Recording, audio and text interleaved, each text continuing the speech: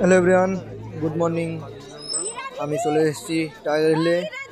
পিছনে কাঞ্চনজঙ্ঘা আর আমার এই পিছনের দিকে সব মানুষজন দাঁড়িয়ে আছে। সূর্য আর একটু পরে মানে এখন বাজে 6টা আর মিনিট 10-এর মধ্যে দেখতে আর ভিউটা সেই লাগে। আমরা যেখানে ছিলাম সেখান থেকে টাইগার হিলে যেতে সময় লেগেছিল 45 মিনিট। আস্তে আস্তে ওপরে যত উঠছিলাম তত ঠান্ডা। ওপরে যখন উঠেছিলাম তখন 4 ডিগ্রি ঠান্ডা, 4 ডিগ্রি প্লাস এনিদিন 3 ডিগ্রিও এসেছিল। আর এর আগের দিন এসেছিলাম আমরা, মানে টাইগার হিলে এসছি তার আগের দিন আমরা এসেছিলাম, সেদিন আমরা দেখতে পাইনি সূর্যের যে রশ্মি দিয়ে কাঞ্চনজঙ্ঘার হেড করবে সেটা আমরা প্রতিফলনটি দেখতে পাইনি। তার জন্য তার পরের দিন সেই ভিডিওটি কন্টিনিউ করতে থাকি। যত সূর্য আস্তে আস্তে উঠবে তত কাঞ্চনজঙ্ঘার এই আলোর প্রতিফলন যত আসছে তত সুন্দর লাগছে দেখতে। তোমরা কন্টিনিউ দেখতে থাকো, আমি ভিডিওটা বড় হতে পারি, বাট যদি তোমরা কেউ এখানে এসে থাকো সত্যি যে কী সুন্দর লাগবে টাইগার হিলে, অসাধারণ।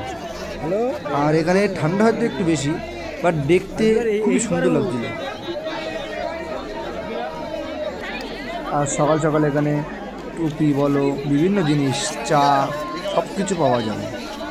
আর তারপর আমরা চলে আসি বাতাসি লুক। আমি মাঝে মাঝে ভাবছিলাম বাতাসি লুক মানে বাতাসে ওড়ে। টিকিট কাটতে গেলে 50 টাকা করে, আর খোলা থেকে সকাল 5টা থেকে সন্ধে 7টা পর্যন্ত। হ্যালো বাতাসি লুক,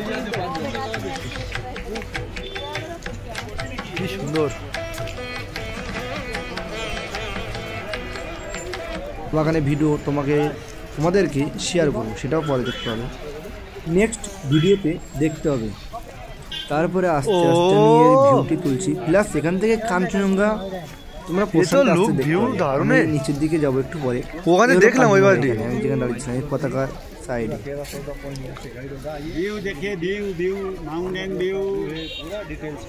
এটি কিন্তু ক্যামেরা বলে না, এটিকে বলা হয় দূরবীক্ষণ, মানে দূরের জিনিসকে কাছে এসে ভালোভাবে দেখা। এখানে কাঞ্চনজঙ্ঘা, মাউন্টেন এভারেস্ট দেখা যাবে। তারপর আমরা চলে আসি আরেকটি স্পটে, বুদ্ধদেবের মূর্তি দেখব বলে। আস্তে আস্তে সবাই জুতো খুলছে, ভিতরে জুতো পরে যাওয়া নিষেধ। তারপরে আস্তে আস্তে চারিদিকের ভিউটি তোমাদেরকে দেখাই, আর বুদ্ধদেবের মূর্তি আমি দেখাচ্ছি আস্তে আস্তে সব। আমার পাশে সবাই একটু থাকবেন, আস্তে আস্তে ভিডিও দিতে সব চেষ্টা করব। আর ভিডিওগুলো ভালো লাগলে লাইক, কমেন্ট, শেয়ার এবং সাবস্ক্রাইব, আশা করি ভালো লাগবে।